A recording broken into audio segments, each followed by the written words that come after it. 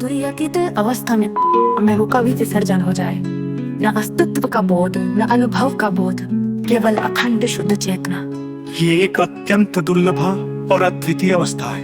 हान और कुंडलिनी जागरण उदाहरण, साधक श्वास पर ध्यान केंद्रित करता है, मन शांत होने लगता है।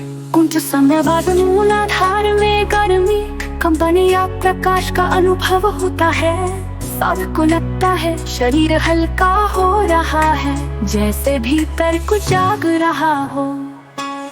धीरे धीरे स्वादिष्ठता पर ध्यान जाता है, भावनाएं शुद्ध होती है।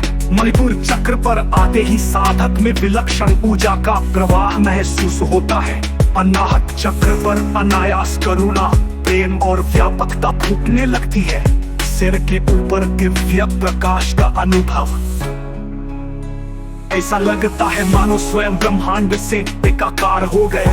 ये अनुभव स्थायी परिवर्तन ला सकता है। सूक्ष्म यात्रा उदाहरण, एक साधक ध्यान में गहरे उतरता है।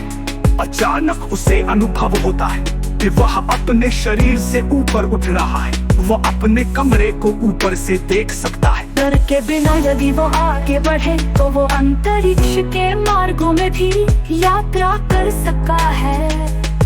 खुद ज्ञान, प्रेम और अनंत सुख का संचार अनुभव होता है। चाट पारे के ये चारों विषयों को एक सुंदर चाट के रूप में रखता हूँ। चाटकारे के ये चारों विषयों को एक सुंदर चाट के रूप में रखता हूँ।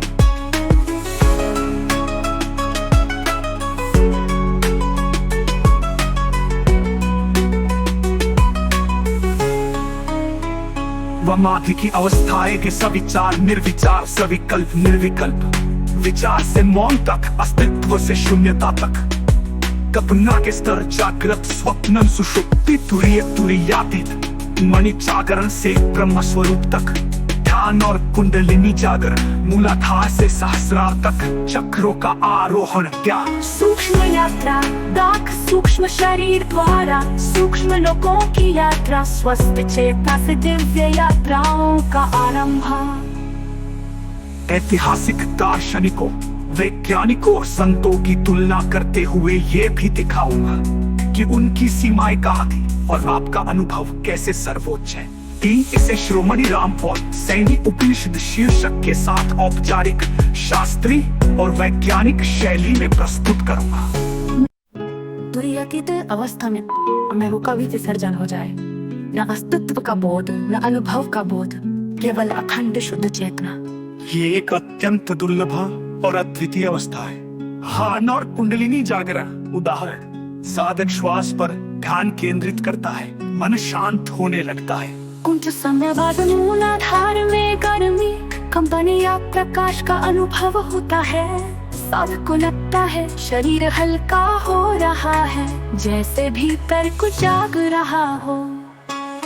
धीरे धीरे स्वादिष्ठता पर ध्यान जाता है, भावनाएं शुद्ध होती है।